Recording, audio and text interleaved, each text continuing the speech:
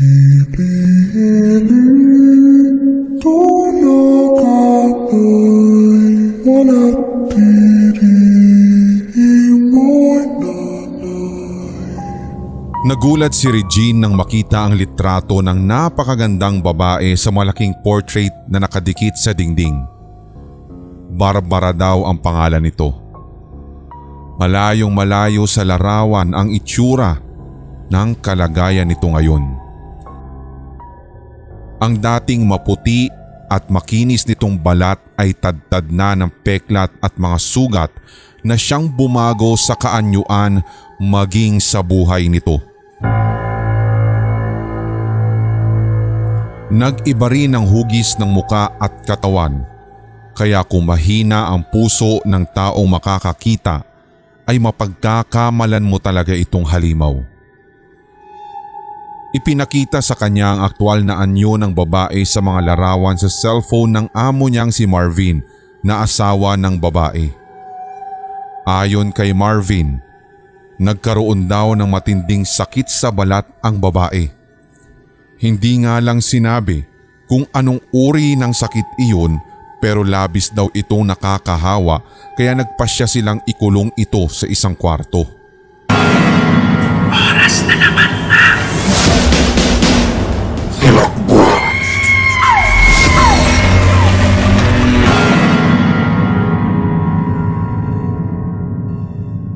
Halika, ituturo ko sa iyo yung mga gagawin mo para alagaan ng aking asawa. Inilibot muna siya ng lalaki sa mansyon at pagkatapos ay dinala sa kusina. Inihanda nito sa pinggan ng pagkain ng babae, saka siya dinala sa kwarto kung saan ito nakakulong. Si Marvin muna ang gumawa ng lahat para maituro sa bago nilang katulong na si Regine. Pagkabukas ng pinto ay inilapag niya sa sahig ang pinggan at baso. Bahagyang nakita ni Regine ang loob ng silid. Medyo magulo na ito at maraming gamit ang nakakalat sa paligid.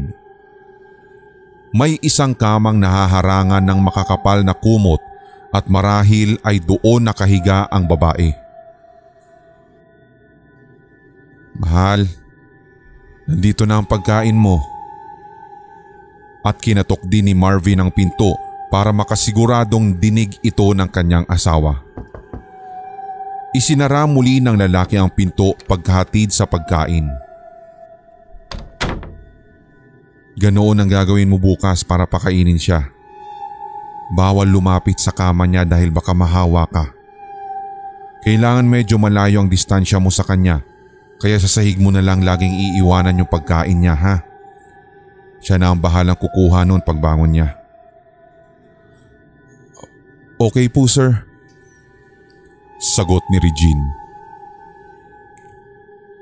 Sir, matanong ko lang po, hindi naman sa pakikialam pero hindi niyo po ba sinubukang ipasuri sa doktor si Ma'am Barbara? Dagdag niya. Kung saan sang ospital na kami nakarating. Dinala ko na nga din siya pati sa ibang bansa. Pero maging sila ay walang nagawa. Napaka-rare daw ng sakit na iyon at wala pang lunas ang natatagpuan o nadidiskubre kontra rito. Hindi naman daw nakamamatay pero sobrang nakakahawa nga lang kaya hindi na talaga siya pwedeng lumabas dito sa kwarto niya. Matapos sabihin iyon ay gumuhit ang lungkot sa anyo ni Marvin. Saka ito pumaunang bumaba ng hagdan. Agad na sumunod si Regine sa likuran nito. Tatlo lang silang nakatira doon sa mansyon kaya medyo malungkot. Pinaalis na muna ng lalaki ang ibang mga kasama nila noon sa bahay upang maiwasan ang pagkahawa. Isang katulong na lang ang kinuha nito upang may kasama sa pag-aalaga kay Barbara pati na rin sa paglilinis sa mansyon. Napaisip tuloy si Regine kung bakit isang katulong lang ang kinuha ng lalaki gayong napakalaki ng mansyon nila. Mukhang mahihirapan siyang linisin iyon araw-araw lalo na't sa kanya nakaatang ang lahat ng gawain. Hindi rin niya napigilang itanong iyon kay Marvin pagkabalik niya sa kusina. In-advise kasi ng doktor ni Barbara na hanggat maaari, 2 tao lang daw ang kailangang manatili rito para maiwasan din yung pagkalat ng sakit.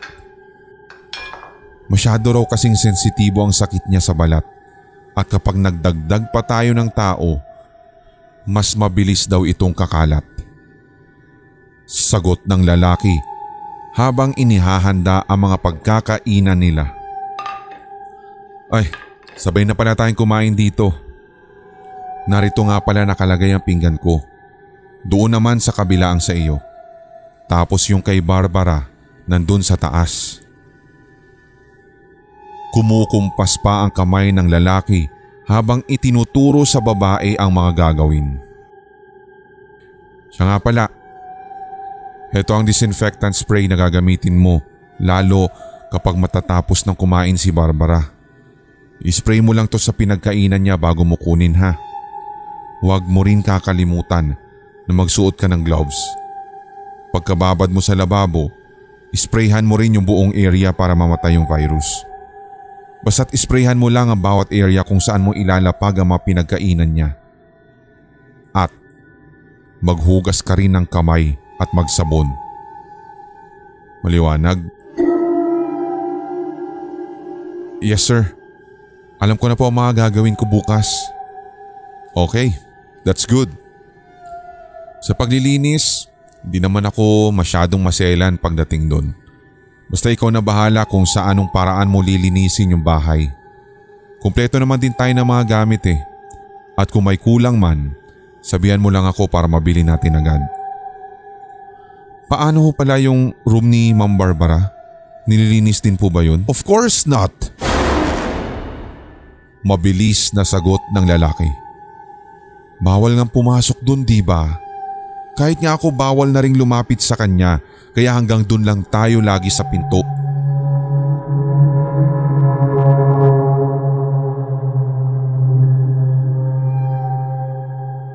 Pagsapit ng gabi ay hinatid si Regine ng lalaki sa magiging silid niya.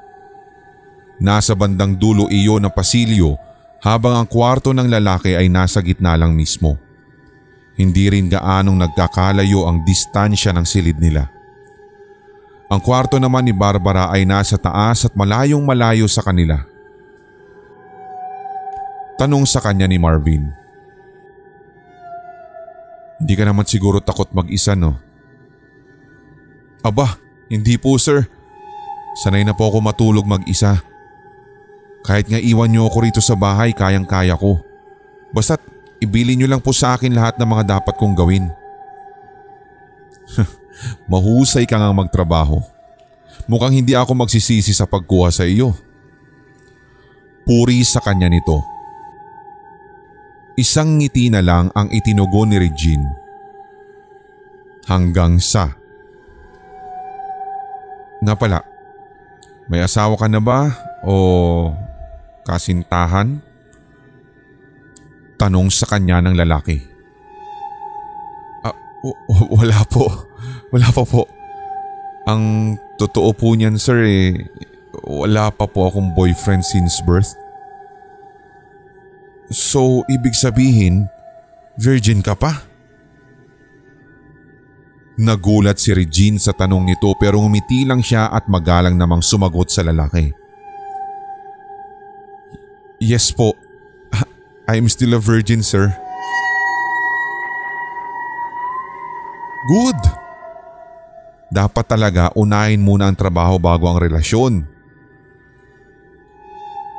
Hindi nagtagal ay lumabas na rin ang lalaki para magpahinga sa kwarto nito. Tapos na nilang pakainin ang babae sa itaas. Nakaligo na rin siya at nakapag-spray ng disinfectant sa paligid. Oras na iyon ng kanilang pahinga. Mukhang masusubok ni Regine ang kanyang sarili doon dahil siya lang ang mag-isa sa paglilinis sa halos araw-araw sa buong mansyon. Siya na rin ang magpapakain kay Barbara at magdi-disinfect ng buong area. Medyo naninibago siya sa takbo ng trabaho niya roon kumpara sa mga nagdaang bahay na napasukan niya noon bilang kasambahay. Buti na lang at hindi mahigpit ang amo niyang si Marvin. Bukod sa may free wifi sa loob ng kwarto niya, may sarili rin siyang telebisyon doon, sariling higaan at may maliit pang frigidaire. Pwede rin siyang maglagay ng snacks doon para hindi na siya lalabas ng kwarto sa gabi kung sakaling gugutumin siya. Medyo nahirapan lang sa una si Regine dahil medyo nag-a-adjust pa rin sa bagong environment ng bahay. Pero nang magtagal ay unti-unti rin siyang nasanay. Doon niya napagtantong napakaswerte niya roon bilang kasambahay. Sa lahat ng bahay na napasukan niya, dito lang talaga siya sobrang natuwa. Katulong siya sa umaga, senyorita naman sa gabi. Pakiramdam niya ay isa siyang prinsesa kapag nasa loob na ng silid. Halos lahat ng kailangan niya kasi ay naroroon na.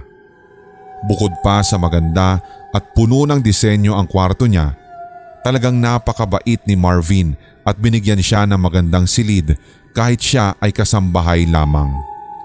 Kumpara sa mga napasukan niyang bahay noon na halos ituring siyang hayop at kwarto niya ay parang kulungan lang ng aso. Naputol ang pagmumuni-muni ni Regine nang marinig na sumigaw si Barbara mula sa taas. Napakalakas ng sigaw nito kaya abot na abot at dinig na dinig hanggang sa kanyang silid. Narinig din niya ang pagbukas ng pinto sa silid ni Marvin at ang pagtakbo ng lalaki paakyat. Natakot nang lumabas at makiosyoso si Regine kaya nanatili na lamang siya sa higaan at nakiramdam sa paligid. Kinabukasan, lumabas ng bahay si Regine para mamili ng mga stock ng pagkain na kakailanganin nila sa pang-araw-araw. Isang matangkad na lalaking may balbas ang walang ano-ano'y lumapit sa kanya. Hi. Pwede ba magtanong? Ano po yun? Ikaw ba yung bagong katulong ni Marvin Castro? Opo. Bakit po? Pwede ba kita makausap kahit saglit lang? Oo naman po. Ano po ba yung pag-uusapan natin? Nagpakilala muna ang lalaki habang naglalakad sila. Sumabay na ito sa kanya sa palengke. Ako nga pala si Rod. Isa akong technician at construction worker. Ako yung laging tinatawag ni Sir Marvin kapag may sira-sira dun sa mansyon nila. Oh talaga? Eh di kilala mo rin pala si Ma'am Barbara. Yung asawa niyang may sakit. Oo. Kilalang kilala ko silang dalawa. Katunayan, iyon nga rin yung gusto kong sabihin sa iyo ngayon. Nangunot ang noo ni Regine. Bakit po? Ano bang sasabihin mo kasi? Sorry pero dediretsuhin na kita. Umalis ka na roon habang maaga pa.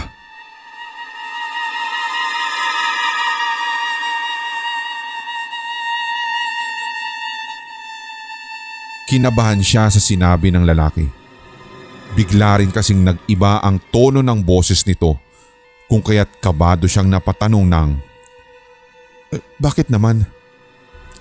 Makinig ka. Isang malaking kasinungalingan ang ipinapakita sa iyo ng mag-asawang yun. Hindi totoong may sakit si Barbara. Wala siyang sakit sa balat. Ganun talaga ang itsura niya dahil isa siyang halimaw. Mas nalukot ang noo ni Regine dahil sa narinig. Ano? Hindi ko maintindihan. Pwes intindihin mo ang mga sasabihin ko at makinig ka ng mabuti. Minsan ko lang sasabihin sa iyo to. Marami nang naging katulong sa bahay na yan pero karamihan sa kanila ay patay na. Alam mo ba kung ano nangyari sa kanila? Kinain na sila ni Barbara. Kumukuha ng katulong si Marvin para ipakain sa asawa niyang halimaw. Mamamatay ang babae kapag hindi nakakakain ng isang tao buwan-buwan. Kaya kada buwan, Lagi siyang nagpapapasok ng katulong dyan para ipakain sa babae. Sigurado ka ba dyan? Ayoko ng ganyang biro ha. Hindi ako nakikipagbiruan sa'yo. Ang gusto ko lang, iligtas ka dahil ayokong sapitin mo ang mga nangyari sa mga dating katulong niya dyan. Sinabi mo rin ba ito sa mga dating katulong nila? Oo naman. Bawat katulong na ipinapasok nila dyan ay binalaan ko rin. Lalong-lalo na yung patungkol sa bagay na to. Sinubukan ko rin na kumbinsihin silang umalis ng maaga habang wala pang nangyayari sa kanila. Pero hindi naman nila ako pinaniniwalaan kaya ayun, nagwakas lang yung buhay nila sa kamay ng halimaw na yun. Kaunti lang ang mga naniniwala sa akin. At yung mga iyon ay umalis talaga sa mansyon. Kaya nasa iyo ang desisyon kung makikinig ka sa akin o hindi. Huwag mo rin akong sasabihan sa bandang dulo na hindi kita pinaalalahanan. Hindi na nakasagot si Regine. Hindi rin niya alam kung ano ang kanyang magiging reaksyon. Eto, tanggapin mo. May dinukot ang lalaki sa dala nitong bag. Isang kutsilyo na kulay ginto ang hawakan at isang bote na may lamang asul na kemikal. Gamitin mo ito sa halimaw kung sakaling maengkwentro mo siya. Ito lang yung pwede mong gamitin para mapatay yung halimaw. Masusunog ang balat niya sa kemikal na ito at kapag nagawa mo iyon, isaksak mo sa puso niya ang kutsilyong ito na may basbas na ng simbahan. Muling isinilid ng lalaki sa bag ang mga gamit at ibinigay sa kanya. Kunin mo na ito. Ito lang ang makakatulong sa iyo. At ito lang din yung maitutulong ko.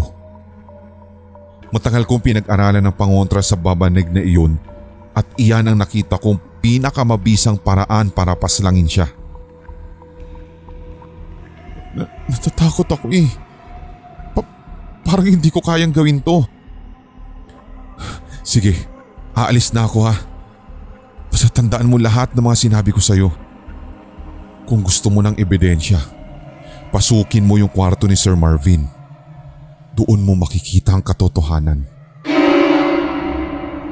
Pagkasabi ay agad ngang umalis ang lalaki. Naiwan si Regine na balot ng pagtataka ang buong katauhan.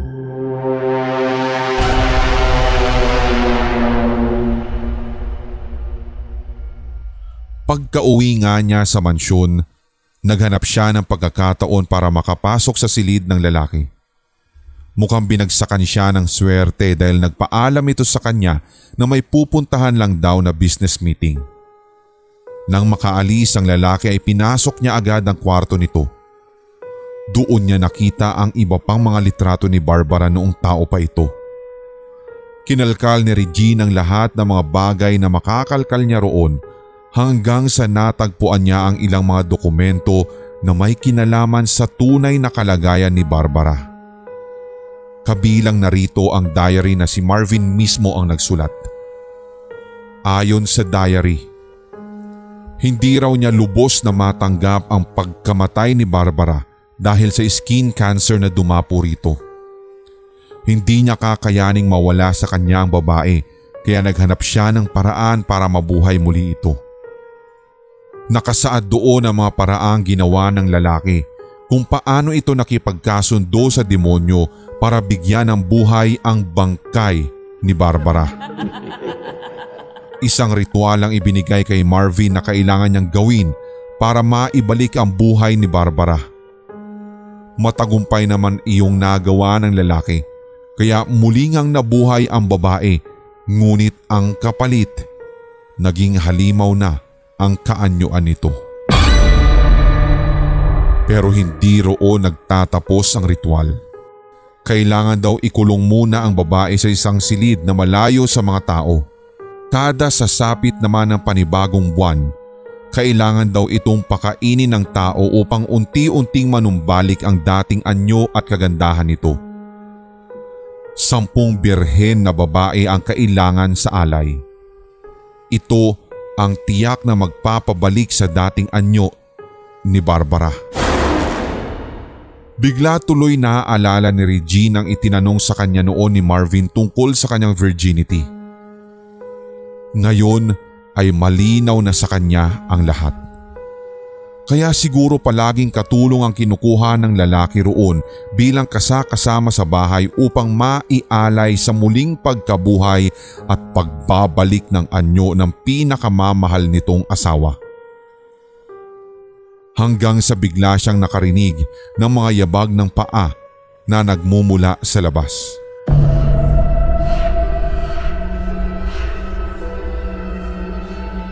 Dali-dali niyang ibinalik sa pwesto ang diary at mga dokumento sa naghanap na mapagtataguan. Sa ilalim ng kama siya sumiksik at sakto namang bumukas ang pinto at iniluwa roon ang lalaki. May naiwan ito roon na kailangan nito para sa business meeting. Kumakabog ang dibdib ni Regine habang nasa ilalim ng kama. Halos pigilan niya ang paghinga upang hindi siya maramdaman ng lalaki. Narinig pa niyang umupo ito sa kama at binuksan ng aparador kung saan niya nahalungkat ang diary kanina. Bakit nagkagulo ang mga ito? Nagulat siya sa sinabi ng lalaki. Napapikit na lang siya at halos tawagin na ang mga pangalan ng kilala niyang anghel. Hindi rin nagtagal ang lalaki roon nang makuha na nito ang bagay na naiwan. Agad din itong nilisan ang silid. Nang marinig ni Regine ang pagsara ng pinto ay doon lang siya nakalabas sa ilalim ng kama. Dali-dali siyang lumabas ng silid at pumasok naman sa kanyang kwarto. Tama nga ang sinabi sa kanya ng lalaking nakausap niya kanina. Nanganganib na ang buhay niya at siya ang panibagong kasambahay na gagawing alay para sa buwang iyon. Kailangan na niyang makatakas sa lalong madaling panahon. Anumang araw o sandali ay magiging pagkain na naman siya ng halimaw.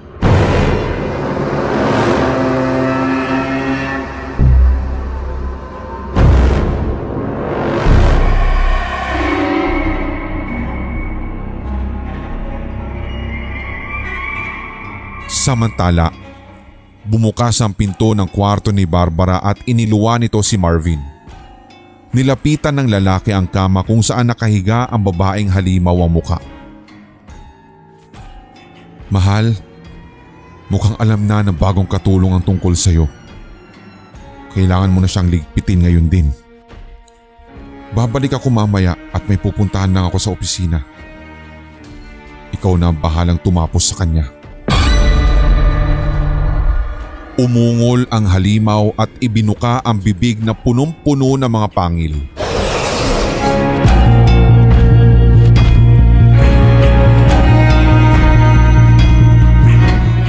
Sa silid ay nag-empake agad ng mga gamit si Regine. Sasamantalahin na niya ang pagkakataong makatakas habang wala sa mansyon ng amo niya.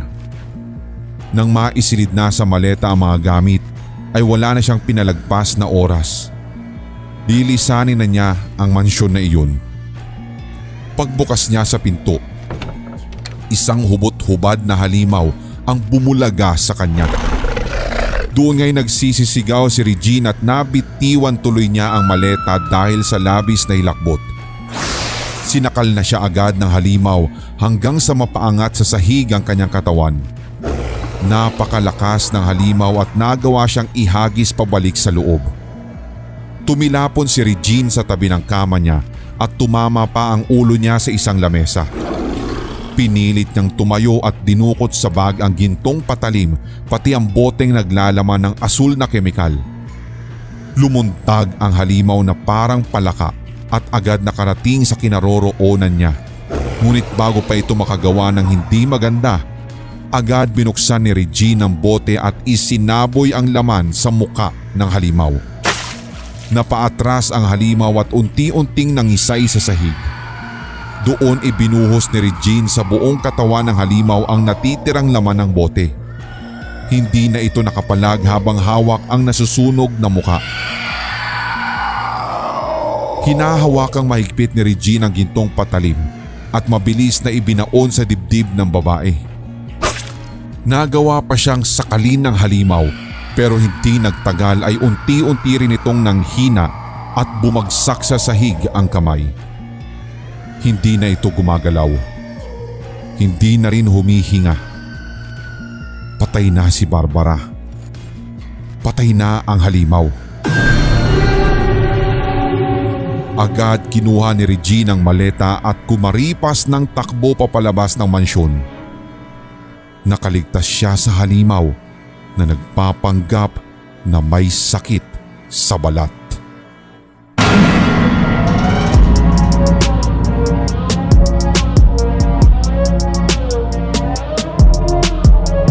Kung nagustuhan mo ang kwentong katatakutan na ito, hit like, leave a comment at i-share ang ating episode sa inyong social media. Suportahan ang ating writer sa pamamagitan ng pag-follow sa kanyang social media. Check the links sa description section. Don't forget to hit that subscribe button at ang notification bell for more Tagalog horror stories, series, and new segments. Suportahan din ang ating mga brother channels, ang Sindak Short Stories for more one-shot Tagalog horrors. Gayon din ang Hilakbot Haunted History for weekly dose of strange facts and hunting histories. Hanggang sa susunod na kwentuhan, maraming salamat mga Solid HTV Positive.